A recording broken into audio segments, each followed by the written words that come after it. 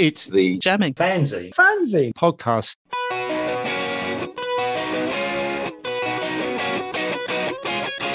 I mean, the thing about a fanzine was holding it in your hand, right? And looking at the way it had been put together, and the punk way it had been put together, quite frankly. And it had a staple in it, you know, and that is a fanzine, right? Episode 7, The Importance of Being Virgin. And welcome everybody to the podcast in which we have conversations around the culture of the music fanzine, focusing on what some consider its heyday during the punk and post-punk years. Although I should allow that my opinion there may be in part due to the fact that I published a fanzine back in those days. And if you haven't figured or didn't know already, that fanzine was called Jamming. My name is Tony, and we have just published a book entitled The Best of Jamming, Selections and Stories from the fanzine that grew up 1977 to 86. It's out now, available worldwide, and I'll give you more info about the book at the other end of this show.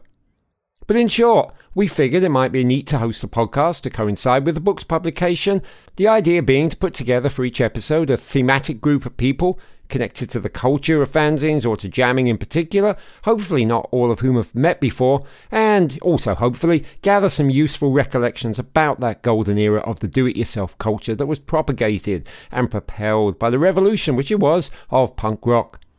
And at a time in our lives when many of us have moved to different places, and at a time on the planet where getting together, let alone long-distance travel, is fraught with problems, and you know what I'm talking about here, it's genuinely been a delight for me to reconnect with people I knew from back in the days of publishing Jamming. And today's guests are no exception. They are Jim JG Thirlwell, Wendy May and Brian O'Neill, and they're all people I originally met when they worked the counters at various London Virgin record shops. Now, when we look back on what I did just call a golden era, then in terms of record shops, our attention is naturally drawn to the truly independent ones. Seminal places like Rough Trade and Small Wonder in London, Probe in Liverpool and Red Rhino in York, all of which also started labels. Virgin had a similar foundation in the earlier 1970s, and those shops were able to expand rapidly onto British high streets when Virgin Records' first LP, Tubular Bells, sold by the gazillion. But these shops did not sacrifice themselves to the mainstream. Rather, they served a vital role as an important, accessible middle ground between the aforementioned impossibly invaluable one-off localised independent shops and the real high street chains like WH Smiths and Woolworths, which stocked almost nothing but chart records. The record buyers at the various Virgin shops, and Wendy, Jim and Brian are all prime examples and at different locations, were given enormous degrees of autonomy in terms of what they could buy in to sell back out, and for the most part that very much included purchasing fanzines, as I discovered when I brought Jamming in off the street. Not that I needed to look back through my meticulously kept notebooks of those early sales to affirm as much, but Jamming would have been a very different story without access to the wider public, thanks to the support of these Virgin buyers and their managers. Many of these staff, and again the three guests today are good examples of it, went on to further careers in some form of music, often on the performing side, and all of them recollect encounters with famous customers. Over the course of this show, you'll hear references to Elvis Costello, David Coverdale, Boy George, Paul Simonon, Steve-O, and many more. I'm going to jump right into it. My apologies up front to JG Thirlwell, who I think I undersold when asking him to introduce himself. We should all be so creative as he is. But much respect to all three who are still actively involved in music, as you'll hear for yourself on this episode, The Importance of Being Virgin.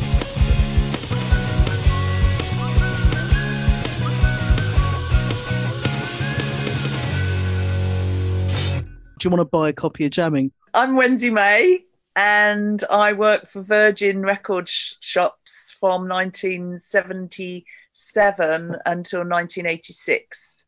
Wow, it's 10 full years. And where are you speaking to us from, Wendy, right now? Hastings in East Sussex on the south coast of the UK. Know it very, very well. All right, thank you. Who wants to go next? I'm Brian O'Neill. I started work with Virgin at Marble Arch in 77, I think. And then I moved to the Megastore. I had Neil fated following Wendy into Portsmouth. And then I ended up at Rough Trade and doing this and that, and kind of back in it now a bit. I'm very pleased to be here, Tony. It's great to see you. Always great to see Wendy, and good to meet Jim. Which leaves? I'm Jim Thirlwell. I worked at the Virgin Oxford Walk store from 1979 till I think about 81 or 82. And then I worked at the warehouse in Acton, the Virgin Warehouse, which was the central supplier for independent 7 inches, 12 inches albums, cutouts, things like that. And I worked there until the middle of 82. Right. So you've all got a lot of experience in those shops. And I'm just going to big each of you up right now. Jim, you are known as a musician and by a multitude of names, but most commonly by Fetus. Is that correct? And is that fair to say? Is that, yeah. Various forms of Fetus. Are you fine with me saying people will know you as Fetus, Steroid Maximus, Manorexia, Zordox, Wise Blood? Those are my main things. I'm also a composer, and I write music for Archer, Venture Brothers, and various, other ensembles. Yeah, one very, very, very active musician. I'm thrilled to have you on board. Wendy, I know because I followed you after Jamming stopped publication. I followed you for many years in your club as a DJ, The Locomotion. I don't mind jumping to the present day ever so briefly. I gather from your email and for what else I see, you keep The Locomotion going, correct? Yeah, I'm still DJing regularly. Yeah. But I was in the Boot Hill Foot Tappers from 83 to 85 as well. So I think we knew each other through that phase as well. We most certainly did, because the Boot Hill Foot Tappers made an appearance in Jamming. They were featured in the colour spread in Jamming. And Brian, you was just mentioning you're staying involved on the label side. Is that correct? Primarily? Yeah. Damien O'Neill from the Undertones, and I've got a little label called Dimple Discs, which is a fun thing that we do, named after Damien's dimples. Did his solo LP, and just generally having a sort of a nice time with it, or at least trying to in this vinyl crisis time, but great fun. Yeah, no, and you're putting out good music, because I know a couple of the acts, not just Damien. Jim, you didn't get to say where you're calling in from, by the way. I'm in Brooklyn, New York. Right. And you were originally, you hail from Australia, correct? Yeah, I was born in Melbourne, and I moved to London in 1978 and moved to New York in 1983. Right. Did you move to London partly or largely because of what was going on musically and what was not going on musically in Australia? Absolutely, yeah. I was swept up by, I guess the catalyst was punk rock, and I was a music obsessive already. And when punk rock came along, it showed me that the making of music was democratized, and that anyone could pick up an instrument and do it. And I was excited by that energy. And I moved to London, which was sort of, for me, it seemed to be ground zero at that point. And fortunately, I arrived at the explosion, the post-punk explosion of independent record labels and stuff like that. And there was just so much going on. It was just a really great time to be there. Fantastic. Now, all three of you obviously worked at the Virgin shops, and that was the connection that I had. And all three of you bought fanzines from me. I've got to say, I'm particularly thrilled that all three of you on this call, because you all wrote something for the book. And I didn't get to include two of it from Brian and Wendy. Unfortunately, the lovely things that you wrote just didn't quite make it into the book. So I'm all the more flattered that you are happy to join in today, which speaks volumes, well, for yourselves and maybe goodwill sort of generated over the years. Can I just ask you, you seem to have memories of this little kid coming in with his fanzine. So I'd like to ask you to share them. Brian, why don't you go first? I know what you wrote for the book, and it was very short and sweet. All right. I don't actually remember what I wrote for the book, but I do have very, very distinct memories of you. This what seemed very self-confident. I think you used to come in your school uniform sometimes, and which was not like the other fanzine writers at all. And he used to come in with the mimeotype stuff stapled together. Here was this colour magazine being brought in by this very serious but very poise. I was thinking, God, I wish I had that self-confidence, you know. But yeah, very distinct memories, very happy days in that shop, looking over Hyde Park and everyone coming in, and it being just a very exciting time for music, and in a chart return shop. And yeah, just really always great to see you coming in with it. And great to be in touch again. So pleased that this has gone so well for you, because it was a major memory for me. Oh, that's very, very flattering. Very nice of you to say so. I've got to say, if it was in colour at the time, it had probably progressed a fair amount, because it certainly didn't start out in colour, that's for sure.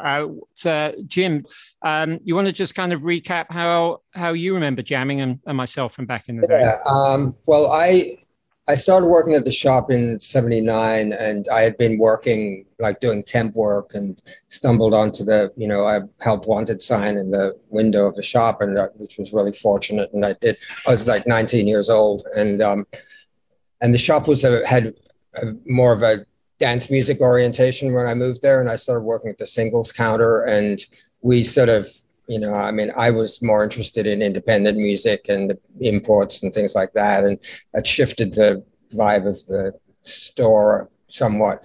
And yeah, I remember you coming in with the fanzines, because we used to chat, quite a lot when you bring them in. And so, and I remember, talking about the minutiae of music and being, both being music nerds. I was always happy to talk about music. We used to stock quite a few fanzines, and we'd keep them. We had, the plastic wraps that you keep albums in. We had them taped to the front of the singles counter, and the fanzines would go in there. And so some of them would get really raggedy, but people could browse them, and then we'd keep stocks. And we did well with jamming. And I think I used to sometimes reorder copies, but I don't remember how many we would take, but I seem to think we maybe took 20 or something. And we stocked, various other fanzines, and some of them were pretty plucky, sort of stapled together 8-page things, but I'd always try and be inclusive and take some of everything. Well, that's really appreciated, not just from me, but I'm sure all the fanzine editors at the time. You're saying you're not sure how many you would have taken. I don't know if you've seen in the finished book. I was, I think fastidious is one word, anal might be another, but I kept this sort of like these notebooks that I still have followed me. That's from 1978. And it's really interesting. The first shop I went to was Rough Trade, and I dropped off 10 there, and they bought them. But then I went straight to a Virgin shop, to Virgin Marble Arch. Somehow they took 11. I got no idea why it's 11, but it says 11. And over the course of the next few days, I managed to get 15 into the Virgin warehouse and 10 more at Virgin Marble Arch, which suggests that they must have sold them, which would have been amazing for me. But the thing I wanted to get to, people might listen to this and go, well, I can imagine Rough Trade must have been a really exciting place to work at. And how comes you've connected with people who worked at the Virgin shops? But for me, the Virgin shops were absolutely vital. I kind of knew that the Rough Trades of this world would take my fanzine, because they took every fanzine unless they, thought it was politically incorrect. But getting into a Virgin shop got you into, you just said, Brian, you were a chart shop. It got you into the mainstream. And I couldn't do that at other mainstream shops very easily. So I want to go from the premise that you must have all been given quite a lot of freedom in those shops to be able to interact with people who came in off the streets. And I'd like you to talk about that a little, because I think, to be honest, the Virgin shops are a little bit of a missing link in terms of how some of this punk new wave stuff really was able to make it into the mainstream, into the from the late 70s into the 80s. Yeah, I would say definitely in that late 70s, it changed a bit in sort of 82, I'd say. It started getting a lot more corporate, and, they started bringing in T-shirts that we had to wear and things like that. Before that, it really was. I mean, when I first worked at Virgin in Swansea in 1977, I walked in and there were fly agaric mushrooms made out of papier-mâché with headphones hanging down, with bean bags on the floor, and it was all brown and dark. And there were people just like lying on beanbags listening to music on the headphones. It was so different within a couple of years when the punk thing really took off and it all became bright orange and much more sort of corporate in the early 80s. But those sort of late 70s days, we really did have a free reign. We could order, I mean, I remember ordering the first Undertone single, you know, ordering sort of 50 copies and getting 3. Which, you know, of course the staff would lap up, get us buy all the first singles that we could get in the punk world. But anyway, no, we really did have a free reign, you know, especially in Wales, because we didn't have the area managers coming down that often. Well, was the experience different in London for you, Brian and Jim, at that point? No, it was very much looking back. I mean, it was kind of like a golden era, really, because, say, with the fanzines, you know, there was no directives about what you should stock. All the shops, I think, were pretty much under the control of the buyers. So it was quite a thrill having these people bring in the fanzines and being able to, I mean, I think I bought a lot of yours, actually, over the time. And I was a singles buyer in Marble Arch, and I could do what I liked, basically. You know, when Generation X put out a single in 4 different sleeves and colours, I think I bought 1,000 of it, which is quite astounding if you think these days, you know, and I sold them, and it was like you could do that sort of thing. And the LP buyers certainly tended to, they sort of tendered their A to Z lovingly, like they were gardening or something, and like most of them speak in catalogue numbers. I think John Webster used to send his, you know, SHVL 894 or something, which was Pink Floyd's "Wish You Were Here." So it was a little oasis of geeks in many ways. It was very, very, and it was the same when I first went to the Megastore. I was the reggae buyer, and I was allowed to go. I couldn't believe it. I was allowed to go to Daddy Cool to buy stuff, and the guy there would say, "Well, we just got this new Augustus Pablo in," and he'd say, I'd say, "Oh, great! How many you got just in from Jamaica?" He'd say 100. I said, "I'll take the lot," and I would, and it'd be like, you just couldn't do that now. I mean, shortly after you couldn't do, but you know, nobody batted an eyelid. It was great. It was lovely. And the fact that it was all handwritten order lists, and you know, nothing was computerized, and everything was just like on bits of paper. Yeah, wonderful. For you, Jim, you were working Oxford Walk, and you would have been pretty much opposite HMV or next to HMV, like very close. Am I right? No, HMV was down between Regent Street and Bond Street, wasn't it?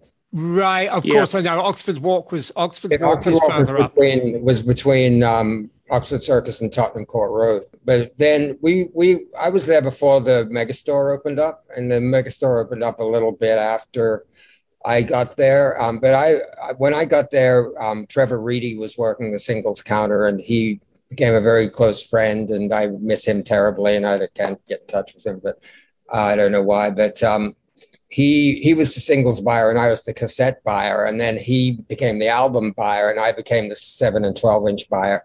And I would order just like the most obscure stuff, everything, every German import that came out. And we were in a situation where you could push things, so if you decided, like when Oh Superman came out, we were all really into that. And, we sold tons and tons of copies of it just on import before it was released.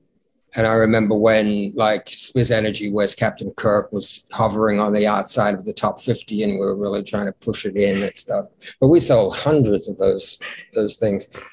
And sometimes people would ask for recommendations. And so they would be getting like obscure 7 inches on Zigzag, and Peel would come in sometimes, and he would be buying up obscure stuff. Steve-O from Some Bizarre used to deliver records for Phonogram, and he was the futurist DJ, and he would buy obscure stuff as well. So and we had a wall where we would just cover the entire wall with 7-inch picture discs and 7-inch sleeves.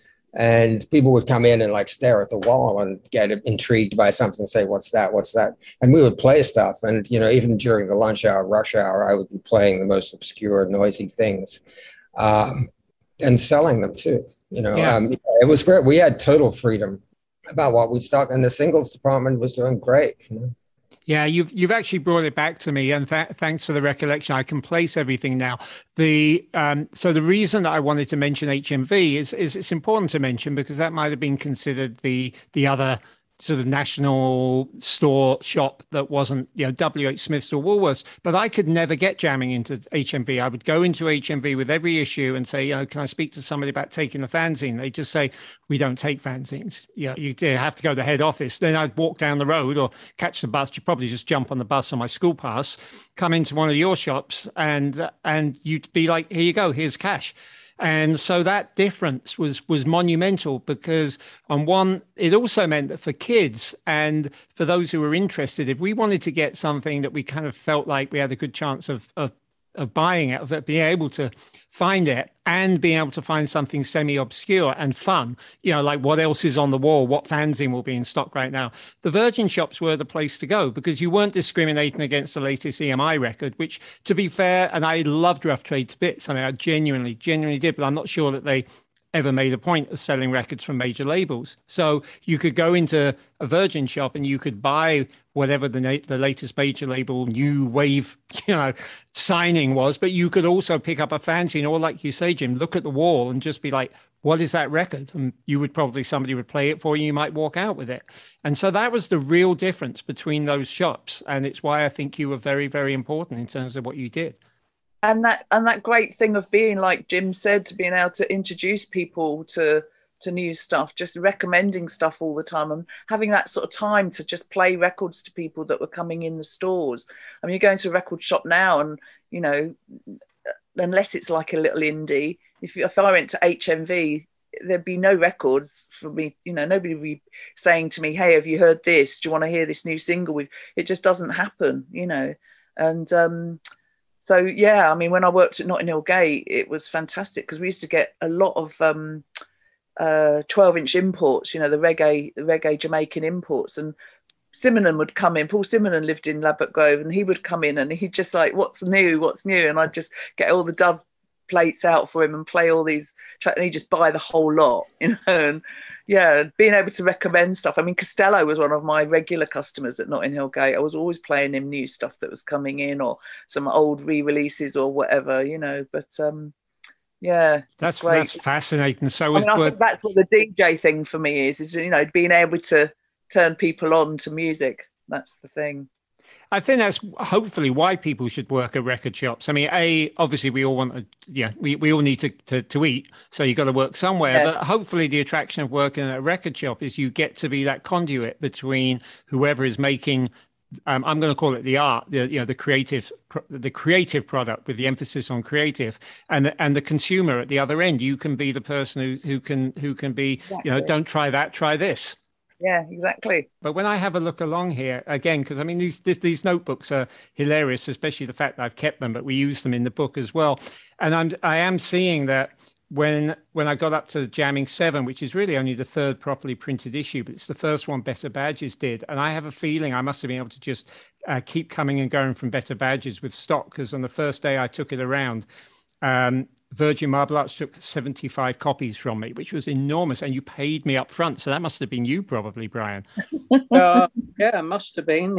Yeah. I think I was getting to really know how many I could sell of things. So I was getting quite reckless because I knew I could shift stuff. So it was all really good. I went to Virgin Oxford Walk a few days later, sold 10 copies, but I saw somewhere, I was just flicking through as we started this call, that somebody just took an enormous amount, or they paid me 23 pence out of the 25, which is like pretty much like saying we will take the hit, because by the time you'd had a couple stolen or damaged or just lost, that's, oh yeah, here we go. This would be you, Jim. Thank you for this. September 1979, you took 25 and you gave me 23 pence out of 25p. Thank you for that. Don't tell Richard Branson. Did you come further west Tony, did you come further west to like Shepherd's Bush, or were there any shops in the west? Yeah, there were rough trade for certain. The Fifth Column stall under the Westway would sell it at weekends. I'm trying to think. The Honest John's would, if it was there at the time, would probably be selling it. So I would come west. Maybe that's why. I didn't call shops up because the terrifying thing would be to spend like an hour and a half on that extra underground journey to get there and find out maybe somebody wasn't there that knew about jamming and would, say, can you come back tomorrow? For me, it was the only way to get around and sell copies of fanzines. It's the old fashioned, selling the records out the boot of your car. And I'm so grateful that all of you were able to have those kind of freedoms. And I know you were each talking a little bit about some of the other people who came in. Well, maybe you can take a chance to talk about any of the other fanzines that you remember from the day that either sold or didn't sell, or the characters that would come in, and whether you occasionally had to turn somebody down. I've still got all mine, Tony. Do you really? I still have all mine on those shelves in that side of the room. Yeah. I provided loads of them for Eddie Pillar's punk zine book that came out last year. They came here and scanned all my fanzines. So yeah, sort of major contributor to that book. I wish we could see it here. Actually, how what are we talking about? Hundreds, thousands? Oh, not thousands. No. 100 maybe. Yeah, Ripped and Torn. Alan Anger's one. Was it called Wired? Something Wired? Live Wire. They're all up there. My memory's shot. Too many years of drinking. I'm glad I don't drink anymore.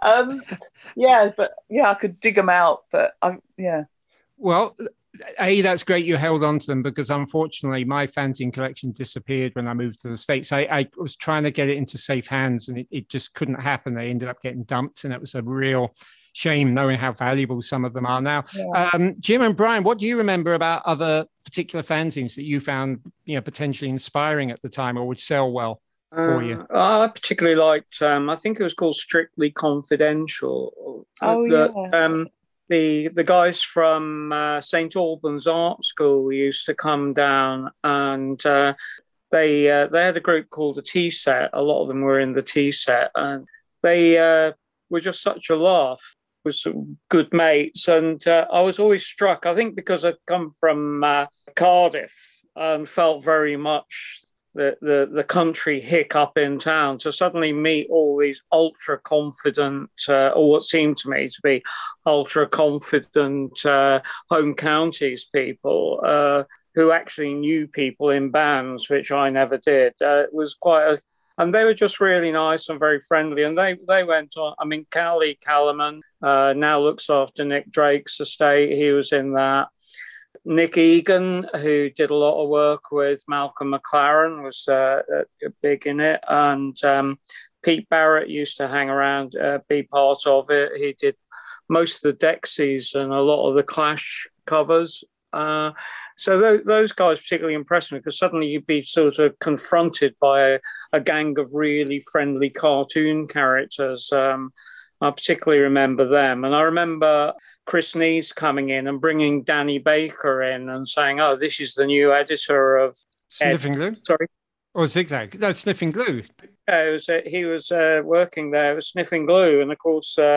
Mark Perry instantly folded Sniffing Glue. He handed it to Danny and then folded it, which was quite amusing for Mark, I think. But yeah, I remember them coming in quite clearly. And the rest of the time on a Sunday, well, I remember seeing John Peel in the back for the first time, and that being an absolute breathtaker, being a kid and not being able to talk to him because everybody else talked to him about football. And coming from Wales and an Irish family, I knew nothing about football. And then after a while, I suddenly thought, and he talks about his family. So one day I said, how's William? And that opened the floodgates. And after that, I had many good chats with John Peel. Who else used to come in? Well, on a Sunday, because it was the only shop open it was the days when Sundays were quiet, and we were open 12 till 7, I think. And a lot of people in bands would stay at the hotels nearby. So you'd quite often get people like Meatloaf coming in, and David Johansen, and we'd kind of, not deliberately, it just wouldn't occur to us to go and talk to them. We didn't have that sort of outgoingness. So they would come in. They probably thought we were blanking them. We were actually much too shy to talk to them. The worst one was, what's his name, out of Cheap Trick. Came in his full gear, the hat, the bow tie and everything. And he came up and he said, "Is this in?" And I sort of just said no. And it didn't even occur to me to say, "Oh, I really like Cheap Trick a lot," and he probably would have really liked that. But I just sort of ignored him by mistake. I was these people, you realise they were just being friendly and would have loved it if you said something about them. And they would always eventually be unable to stop themselves going to see if we had their records in stock. They'd sort of wander around for a bit and then get closer and closer, and the LP buyer used to be highly amused by it. They'd have a look through because all the stock was out there and be like, "Gotcha." When you sorry, I was just going to say, Brian, when you did your own fanzine, i.e. when I did my own fanzine, would have been much more blatant than that because I was the person selling it. It wasn't going to get bought off of aforementioned EMI. It's like walk in. Okay, you've only got 3 copies of Jamming left. I've got some in my bag. You ready to take some more? I was always really, really blatant about that. Over at Oxford Walk and the other places you were working, Jim, what were some of the other fanzines and characters that would come in there that you recall? To be honest, I don't remember which other fanzines we stocked, but there was a lot of them. I wouldn't say a lot. There was probably at any one time there may have been 5 or 6 titles. That we had. It depended on, and then sometimes they'd get all dog-eared and they'd disappear. I had a big collection of fanzines too, which unfortunately disappeared when I moved to New York, along with my 7-inch collection, which I was really distraught about. And there's a few I left them at a friend's place, and I didn't follow up for 10 years, and really disappointing. But yeah, we used to have people come into the store. I remember one time David Coverdale came in, and there was a new Whitesnake single had just come out, and so we put it on really loud, and he was right by the speakers, and we watched him when it came on, made him jump. But we didn't talk to him. But Joe Jackson used to come in, and then he sort of became friendly with one of the guys that worked there after I left, and I think they maybe sold him a guitar or something like that. I met Steve Stapleton from Nurse with Wound from working at the store because he worked at a sign making place half a block across Oxford Street, and so he came in one day and we had the first Nurse with Wound album. And he said to me, came up with the album and said, "What's this album like?" And I had listened to it. And so I described it, and he was sort of impressed that I'd listened to it.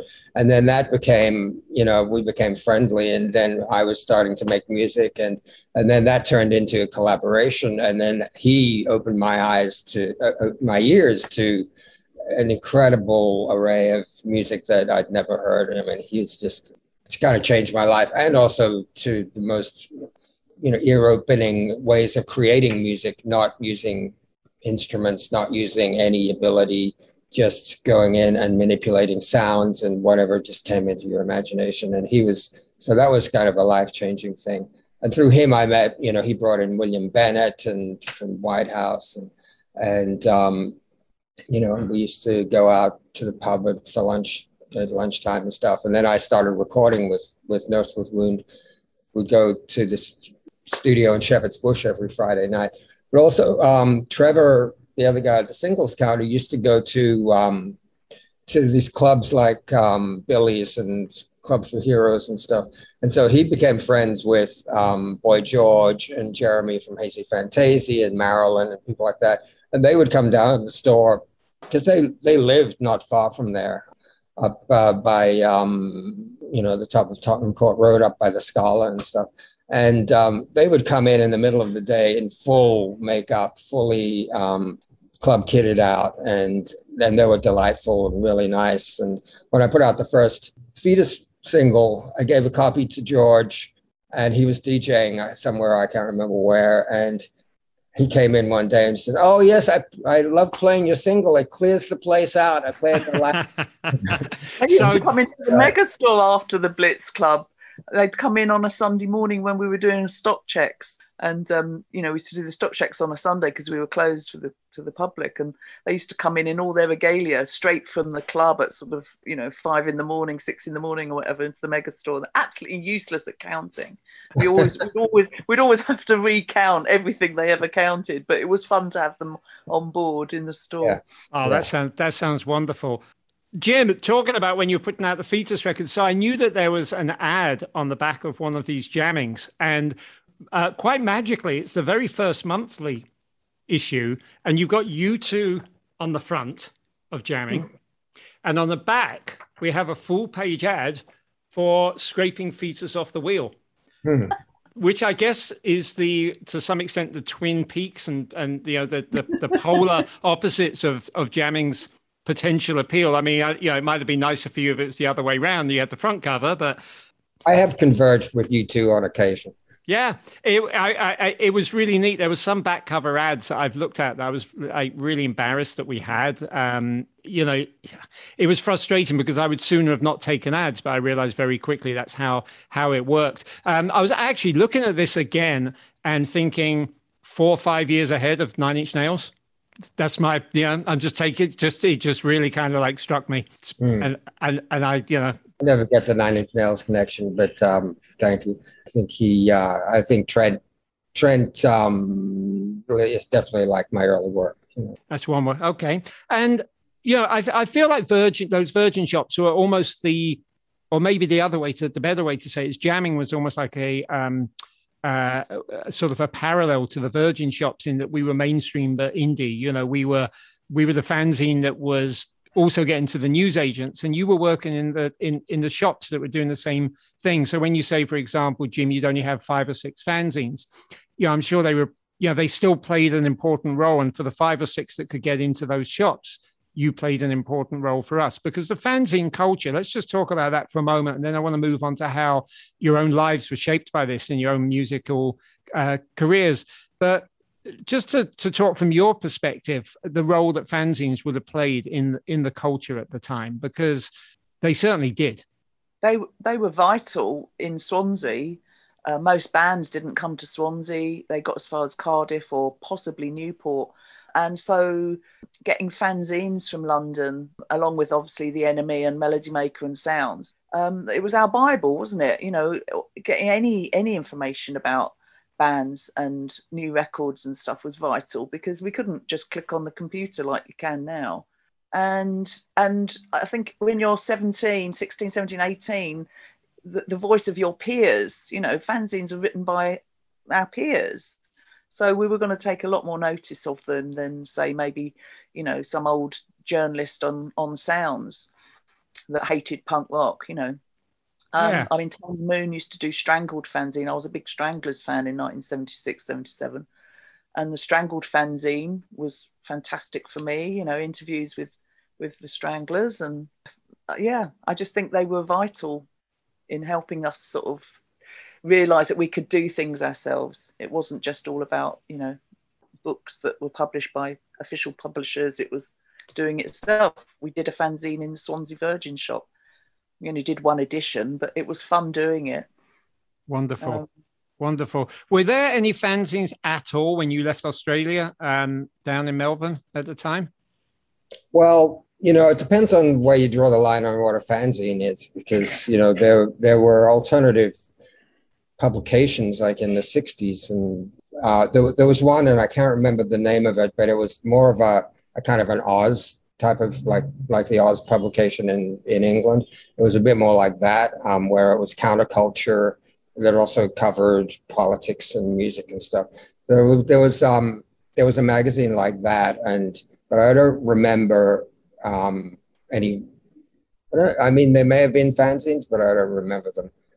But I kind of grew up with Enemy and Melody Maker, and also from the States, like Rock Scene and things like that, Punk scene from America as well, wasn't there? The punk fanzine. Yeah, there was Punk magazine, and also then around 77, like Slash and No Mag, and and I devoured all of those. And the Slash, we didn't sell things like Slash, but I used to buy them at Rough Trade just for myself.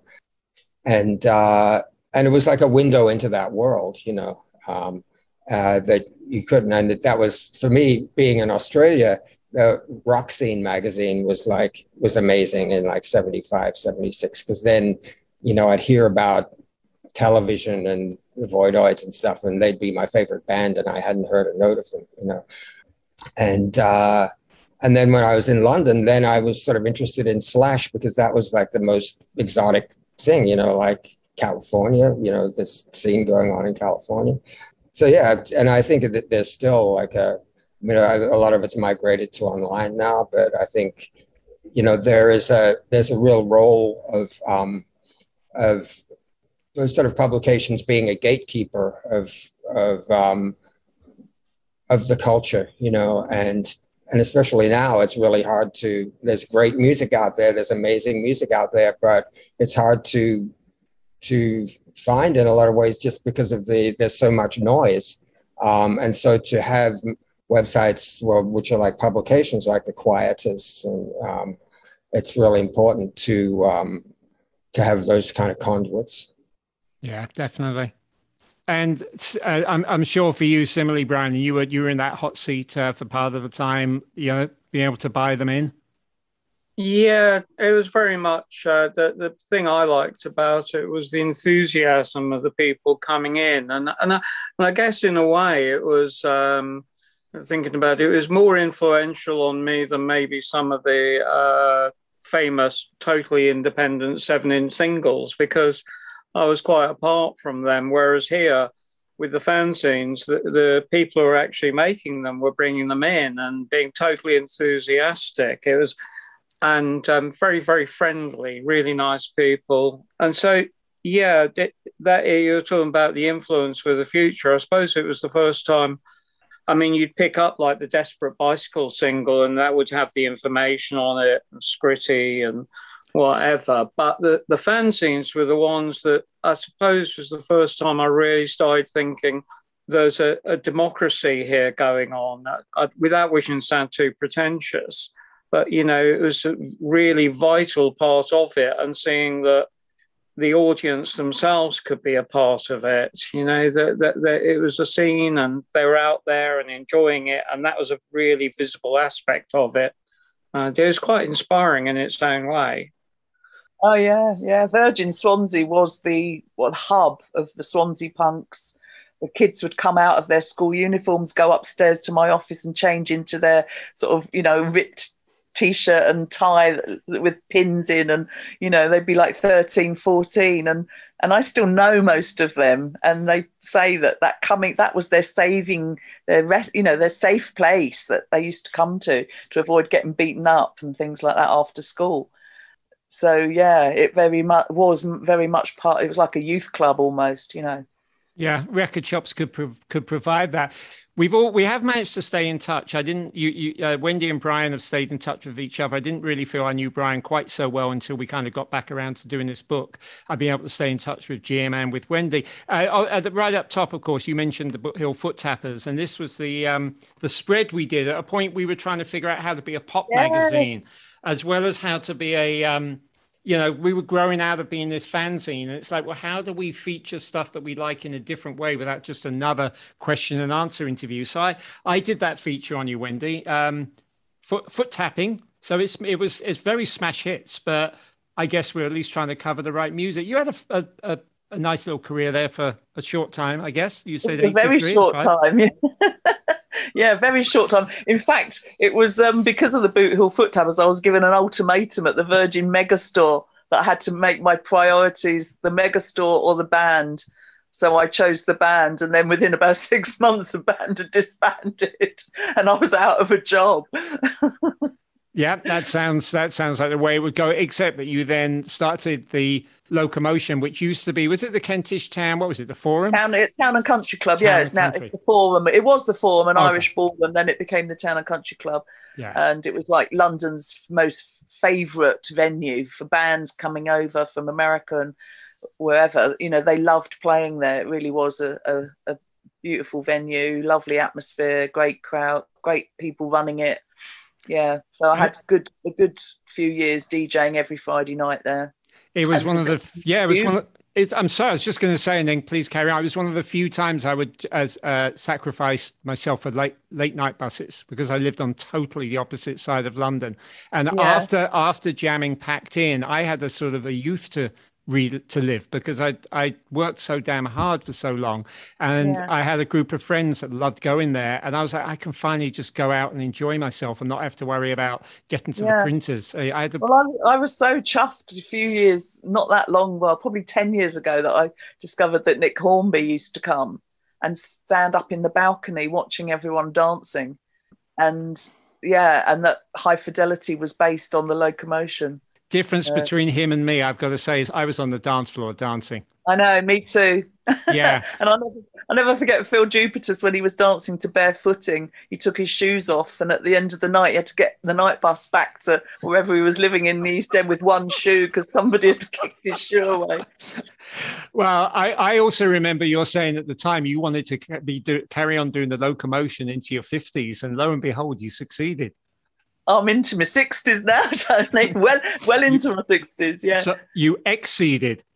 I did. Exceeded expectations. Jim, you and I got to hang out all over again on a probably a completely different level in New York. Why was it you made the move? I'm just interested. You talked about how some of the people who came into Virgin helped get you, there were these musical partnerships starting to be created, but why the move to New York? They closed down the warehouse at Virgin in the middle of '82, and then that was when I had to, I made a choice of whether I was going to start doing music professionally or get another job, and I decided to do music professionally. But by then, while I was working for Virgin, I'd already released like 3 7-inches, a 12-inch single, and 2 albums under the name Fetus, while I had that full-time job. And so then I just concentrated on doing music, and then got involved with, other people I was collaborating with. I got involved with some Bizarre Records, and I came to New York to do a show, which was a project called Immaculate Consumptive, which was myself, Nick Cave, Mark Almond, and Lydia Lunch. And I was involved with Lydia romantically at the time. And I came to New York and just loved it. It was the opposite of London. It was, it's a 24-hour city. It was walkable, it was geographically, tight. And so I stayed for a few months, and then thought, I'm just moving here. And then that's kind of how it happened. I was going back and forth to London a little bit for recording projects, but I was here. And then I re-met you at the Limelight, I believe. I definitely put on one of your gigs at the Limelight in the 90s, in the early 90s, for sure. Yeah, I traveled to New York for very, very similar reasons, to be honest. I had gotten frustrated with England, with London, and I found, I'm talking about that night bus, Wendy, it really was a hassle. And I didn't have that hassle in New York. I could walk home, and there would be a cab for no money, and there would be so many people on the streets that I felt reasonably safe doing that. So you and I made the same journey for different reasons. I had so much fun in New York for about five years or so. I probably had the best time, and carried on being really, really creative, having a wonderful time there. So I'm really glad we became acquaintances in New York as well. And then, as you say, you ran down just some of your noms and plumes for working. There's an incredible catalogue of music you've built up over the years. It's really impressive. I've also got to say, for those, I may take a still picture of this along the way and share it out. But Wendy has a back, like behind her is a wall of vinyl, and behind you, Jim, is a wall of CDs, which might speak to the pain of losing your 7-inch collection, which at least I sold mine when I moved to the States. Yeah. But both music everywhere. And Brian, there's no shortage of music in your life because you're busy putting it out. We can see some of it behind you. Yeah. Sort of, let's put the light on. Yeah, that's the warehouse. That's the back. Yeah, my bedroom. Not that my wife is wildly happy about it. Yeah, still very exciting times for me.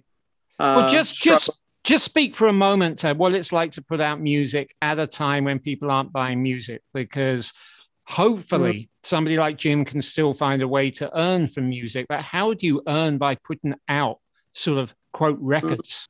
Well, I lose on most of them. I do some work, and I've got retired from work in local government and got a pension. I just I'm in the lucky position where I spend my pocket money on it, basically. And because it's friends and we've mostly all been through it already, everybody knows it's not going to, maybe we'll have an accident. I always say, God forbid we don't have anything that's a success. But it's the old labor of love thing, that we, it's just kind of, I hit a point where I suddenly thought I'm at this age and I've got enough energy left to have one more go at things. So I'll do it totally on my terms and with friends, and we'll just put out really, really nice things. And so, I don't keep copyrights. The whole idea about Dimple Disc is not to have any value at all as an entity. Everybody keeps their own stuff. I just get the stuff out there, and it's just fun. It's just nice. I mean, it's sort of, as it is nice bumping into you again all these years, it's a new, different world, but I guess reflecting back to times that were and try and learn from them, but just really, as back when I was a kid, just sort of, as long as I had enough money in my pocket for a few beers and the rent, I didn't really care. And now I've reached the other end of things and I still don't really care. I see Wendy down in St. Leonard's when I go down with Terry Edwards, the Near Jazz Experience, and do the merch for Terry whenever I can, because it's fun. It's still a great thing to do, and I don't mind taking all that I've learned and trying to give friends a sort of platform. Yeah. Well, that's a nice connection. And maybe last time I saw Wendy was when Near Jazz Experience played at Music's Not Dead's record store day, what would have been 2 years ago. And I went along once I heard that it was Mark Bedford's band, and Bedders has taken part in one of these podcasts as well. So that's really nice. Is he? Yeah. Right. Little connection all around. I think what we've all got in common, and we've all maintained the love for the music and the desire to carry on some passion. Form of creativity. And I'm sure that there are plenty of other people who are shaped by different times and different days who are no less creative themselves out of different scenes. But for us, that kind of interaction with the record shops, the importance of the record shops in our lives is something that Best job I ever had. I'm glad to hear that. Yeah. I think it's not that. I mean, I think that there still is community around record shops. Absolutely, in New York. That's the same here in Hastings. It's a really good community of vinyl buyers, record shops, little underground, one guy selling loads of records. There's a lot going on here too. Yeah. And I think that in different cities, they tend to be like a centerpiece of the community. And, I just did a road trip around the Midwest and down South. And I know that, we spent a couple of days in Louisville, and there's a couple of hubs there, and it's a really important community thing, and dissemination of information.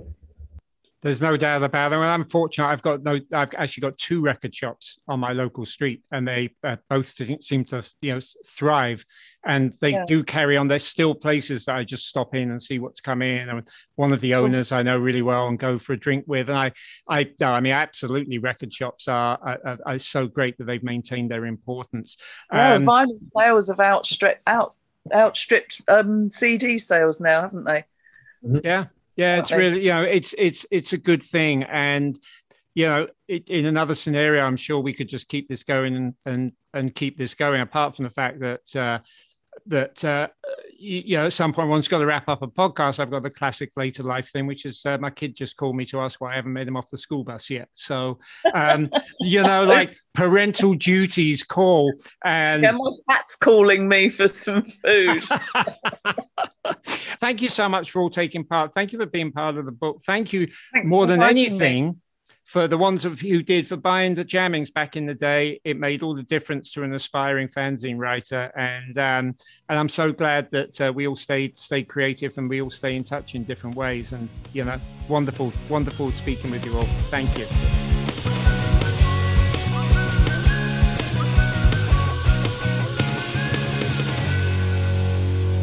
Again, thank you so much to Wendy, Brian, and JG, Jim, for taking the time out for this conversation. I'm going to provide links to all three of them in the show notes. Just scroll down the app on your phone or on the webpage. I want to give a further shout out to Brian, who did not seize the opportunity to shill for the bands on Dimple Disc, so I'm going to do it for him. One of his releases is by Baby Shakes, a group I saw in Woodstock 2 Halloweens ago and fell head over heels for. Brian's also working on a documentary about the band Micro Disney, whose former frontman Carl Coughlin is another Dimple Discs artist. Jim JG, meanwhile, just performed as JG Thirlwell in New York City, while Wendy, as you heard, continues to DJ on dance floors well into her 60s. Now, if by any chance you'd like to hear more of Wendy and myself in discussion, then I'm happy to tell you that we will be appearing together at a Best of Jamming book and movie event in her current hometown of Hastings on Friday, February 25th. It's promoted by the Printed Matter Bookshop and it's hosted at the Electric Palace Cinema, where we will also be showing the movie Rough Cut and Ready Dubbed. I'd never seen this film before last month. It's an amazing street verite document of the post-punk era, particularly the tribalism that we've discussed on some of the other episodes. It's got exclusive footage from a wide variety of acts, and better yet, the filmmakers went back a quarter century later to re-interview not just the bands, but also the kids they'd met on the street. Following its screening, Wendy and I will talk about the movie, about fanzines, and about jamming, of course. This is one of 3 events lined up in 3 consecutive days in the UK in February, starting on Wednesday 23rd, when I'll be appearing as the special guest at the Rock and Roll Book Club at the Dublin Castle in London, as hosted by Tony Gleed, and it will continue on Thursday, February 24th at the Rialto Theatre in Brighton, as hosted by City Books in a conversation with the Arts Desk's Casper Gomez. Obviously, COVID continues to play havoc with our lives, but Jamming was the magazine that trailed the cover line A New Optimism for the 80s, and I carry that positive outlook, hopefully not any positive tests, into the 2020s as well. As for the book, The Best of Jamming, Selections and Stories from the Fanzine That Grew Up, 1977 to 86, well, hopefully that's a title that needs not too much further clarification, but look, it's got a bunch of reprints from all 36 issues across a wide variety of musicians and topics, not just the music. Some of the articles are reprinted full size so you can read them. Some of them are reprinted smaller size so you can just get the artwork impressions. I wrote something to accompany every single issue. Billy Bragg wrote the foreword. As you heard, Jim, Wendy and Brian all wrote something for the book, although only JG's copy actually made it into the book, among many other musicians and former contributors, entrepreneurs, scenesters. It's 300 pages, all of them in colour. It's laid out like a giant bumper fanzine issue. Just visit tonyfletcher.net or omnibuspress.com for ordering info. You should be able to get it some way or another, regardless of which country you live in. As for the podcast, well, we usually drop this every 2 weeks. We're going to take a 3-week break for the holidays and return on January 6th with one of 2 more episodes already in the bag.